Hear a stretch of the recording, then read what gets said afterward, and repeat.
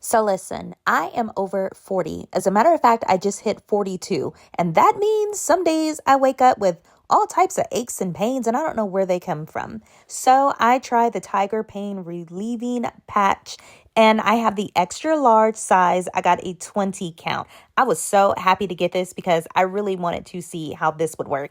First off, spoiler alert, it works amazing. They are very large patches, and you just go ahead and peel it off the backing, and it adheres to your skin. Now, this thing is not going to fall off. I wore this to the gym. I wore this all over. I had to pull this thing off. It works amazing. You see, you get multiple packs of it. So this is not something you're going to buy and run out of. These things are going to be your stock up for sure. So like I said, it works really good. I use it on my back. I put it on my arm in this video just so you guys can see how it works. But I've been using it on my thigh and my back, especially when I work out.